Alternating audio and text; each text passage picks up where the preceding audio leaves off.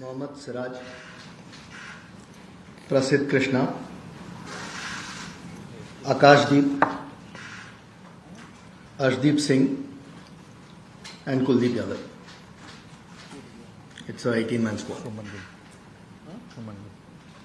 I noted it down? Are we good to go? Yeah. Questions? Can you read?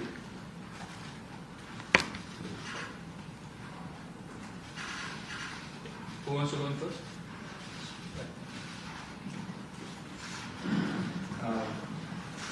You will discuss other options also for the captaincy role apart from Shubman, and who will be your number 4 batsman for the captaincy? I mean, look, obviously you discuss every option that's there. I think over the last year or so, we've looked at Shubman at various times. I think even when we played England last year, you take a lot of feedback sometimes from the dressing room as well. Obviously, he's very young, but we've seen the improvement. And I know it's T20 cricket for GT as well, but you take feedback from a lot of people, and you're hopeful that he's the guy who can.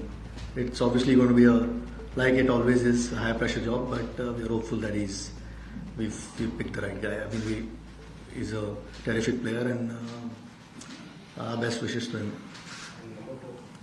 Number 4, I think Gigi and Shubman might probably take a call on that once they get there, so I don't want to sit here and give a batting order. But once they get there, I think they'll probably have a think about that or have a chat about it. Just wanted to ask the status update on Mohammad Shami. What is his fitness like? Was he not fit for all 5 test matches? What sort of workload he has had over the time period? Yeah, I mean, he's been trying to get fit for the series, of course, but I think he's had a little bit of a setback over the last week or so, and he's got some MRIs done. And like you mentioned, I don't think he was going to be able to play 5 tests, and at the moment, I don't think his workload is where it needs to be.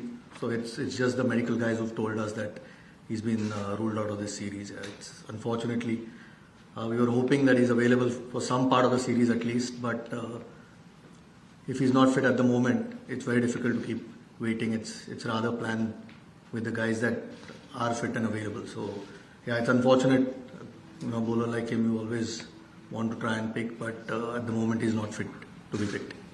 Yeah, just you said over the last year or so you've been looking at Shubman Gill as the captain. But how much easy was it, or was it difficult in looking at various options, especially in considering it as the England tour 5-test series, and you're putting a rookie into the captaincy role straight away for a hard tour of England? Somebody like Adrian or KL Rahul may have helped for this tour at least. I mean, you don't pick captains for 1 tour or 2 tours. No? You want to try and invest in something that's going to help us going forward. You always, like I said, you are hoping that it's the right call that we made. We've seen some progress over the course of the last year or 2 with him. There's no doubt it is going to be as tough as it gets, doing a 5-match series in England. And maybe he'll have to learn on the job a little bit. But we are very confident with what he has to offer, and that's the reason we've picked him.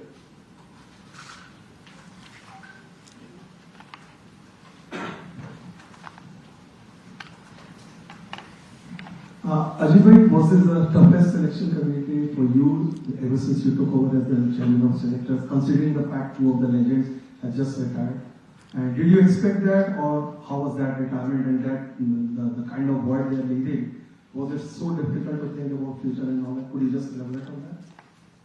Yeah, I mean, it's when guys like that retire, it's always going to be big holes to fill. I mean, Ashwin retired a few months back as well, so those 3 guys are stalwarts of our cricket. It's always difficult. One way of looking at it is it's an opportunity for someone else. They've left a legacy behind. I mean, obviously I've had conversations with both of them over the last couple of months. Virat obviously reached out early April and said he wants to finish. I mean, we've seen him, sort of give 200% every ball that he plays, even when he's not batting or he's in the field. he probably felt that he had given everything that he had, and if he can't keep up to the standards that he's set himself over the years and how good he's been, and maybe it was time for him. If it's come from him, it's you've got to respect that. I mean, they've earned that respect, both of them, and and as all great players are, the one thing they are is they're true to themselves, and he was in that conversation. So you've got to respect that. I think we'll obviously miss. I mean, when you got a guy who's played 123 Test matches, 30 Test hundreds, it's going to be tough to fill. It's an opportunity for someone else, but he's shown what needs to be done to succeed at this level. Needless to say, even Rohit, he's been a leader over the last couple of years since he started leading the Test matches. It's a new cycle, so it's an opportunity to build something for us as well. But there's no doubt. I mean, that's why I think we've got to show them the respect that they've earned instead of speculating too many things. It's sometimes a personal call with players, and you've got to respect that. And like I said, their performances over the years have shown the amount of games that they've won for India. It's someone else's chance now, but there's no doubt we'll miss them. I mean, all three of them, and Shami really. He's again in Test cricket. He's been incredible. So 4 guys like that not being part of your squad is going to make it a little bit tougher, but it's an opportunity for other guys. Shan. Hi, Ajit. What's the status of Bumrah? Actually, is he fit for all the 5? What's the status of Bumrah? Is he available for all the 5 games, or what's the workload transfer going forward? I don't think he'll be available for all 5 tests. As far as, again, the physios and the doctors have told us, whether it's 4 or 3, I think we'll see how the series goes and how his body can take the workload. Needless to say, how important he is. So even if he's fit for whether it's 3 or 4 tests, I think he's going to win us a few Test matches. Yeah. So we're just glad that he's fit, and that little setback that he had in Australia wasn't too bad, and he's back playing. We've seen, I know it's T20 cricket at the moment, but we've seen what he's doing in the IPL. So we're just happy that he's part of the squad.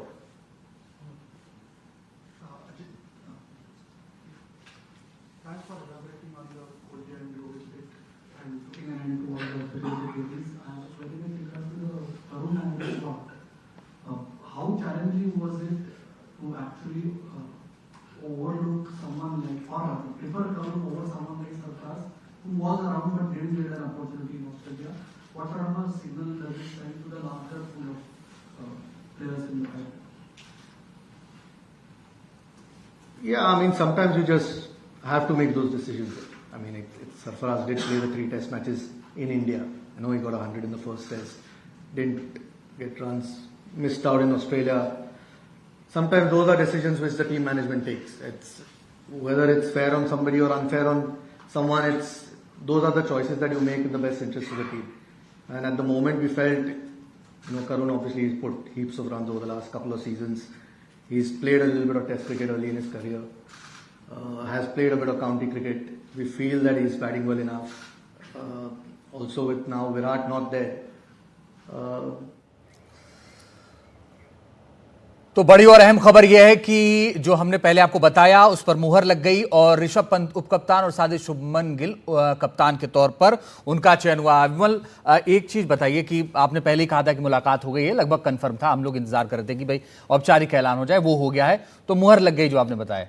और मुहर भी लग गई और मुझे जो थोड़ा doubt था वो ऋषभ पंत को लेकर था। ऋषभ पंत वाइस कैप्टन है। जो टीम है, मैं एक बारी केवल दर्शकों के लिए बता दूं कि इसमें जैसे 6 पेसर हैं, 2 स्पिनर हैं, 2 विकेट कीपर हैं, 7 बैटर हैं स्पेशलिस्ट और 2 ऑलराउंडर हैं। तो टीम तो आपको बैलेंस है। एक जो अभी लास्ट में उन्होंने बोला अजीत आगरकर ने, वो एक बहुत इंपॉर्टेंट बात बोली है। जो 2 प्लेयर आए हैं, एक तो साई सुदर्शन है जो बहुत ही फुल ऑफ टैलेंट है, और एक करुण नायर की वापसी हुई। आपको याद होगा ट्रिपल सेंचुरी उन्होंने लगाई थी। बिल्कुल, लेकिन वापसी बहुत दिन बाद हुई, लेकिन डोमेस्टिक में कमाल का परफॉर्मेंस है उनका। लगातार आपने विजय हजारे सब हर एक फॉर्मेट में वो अच्छा खेलते रहे और करुण 6 लगातार सेंचुरी मार रहे थे।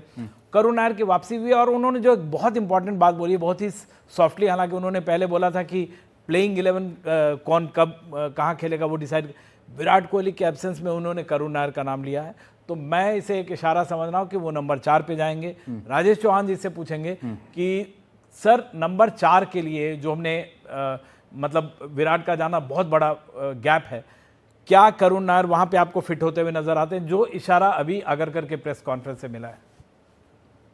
करुण भी है, केएल राहुल है, करुण है। अगर केएल राहुल को ओपन करवाते हैं तो चौथे नंबर पे वो आएंगे। करते हैं। दूसरा एक मतलब अगर पास थोड़ा सा परफॉर्मेंस पे ध्यान दे, नीतीश रेड्डी को हम अभी भी अंडर एस्टिमेट कर रहे हैं। बिल्कुल। पर हम उसको, लेकिन क्या है कि हम उनको नीचे हम देख रहे हैं कि नीचे की जो हमारी सेकंड लाइन है उसको सेकंड न्यू बॉल पे भी ध्यान देना है। तो कहीं ना कहीं अभी इस दौरे पे इस नई टीम के साथ थोड़ा सा समय लगेगा हमें, एक दो मैच, एक आध साइड गेम, टीम का लाइनअप पूरा तैयार करने में, और मैं नहीं समझता कि बहुत जल्दी हम उस चीज को कवर कर जाएंगे, कमी पूरी हो जाएगी। फिर से बात अगर वहीं चलते हैं कि बुमराह के घर में थोड़ा सा दुखी होंगे लोग और बुमराह के फैंस। बिल्कुल नहीं, देखिए बुमराह के लिए दुखी होने वाली बात नहीं है। बात अगर ये हो रही है कि बॉलर है इसलिए कप्तान नहीं बनाएंगे, अगर ये स्टेटमेंट है तो मैं उसके खिलाफ, मैं उस चीज के खिलाफ। कप्तान बनाने के लिए आप किसी के टैलेंट को, आप उसके जो टैलेंट है कप्तानी का वो देखिए। आप ये मत बोलिए कि बॉलर है इसलिए कप्तान नहीं बनाए, या वो कम ओवर डालेंगे। कोई कप्तान हारना नहीं चाहता, और कोई कप्तान ये नहीं चाहता कि अगर मेरी जरूरत है तो मैं वहां पर न खेलूं। तो ये वो गलत स्टेटमेंट है, मैं उस स्टेटमेंट के खिलाफ। बाकी नई शुरुआत करनी थी, शुभम गिल आ गए, हमको एटलीस्ट नेक्स्ट 10 ईयर्स हमारे पास हैं, 7 ईयर्स 10 ईयर्स के इतने लंबे अगर वो कैरियर अपना करते हैं। मैं मिस कर रहा हूँ इस पूरे स्क्वाड में गायकवाड़ को, स्टिल आई एम मिसिंग। मैं हमेशा गायकवाड़ का नाम लेता हूँ, लेकिन गायकवाड़ तो इंजरी इस पे है। सम्मी का भी मैं समझ सक रहा हूँ, शायद वो उनकी रिकवरी पूरी नहीं हुई है, जो भी है। बट ये 2 मिसिंग है इस पूरे स्क्वाड में।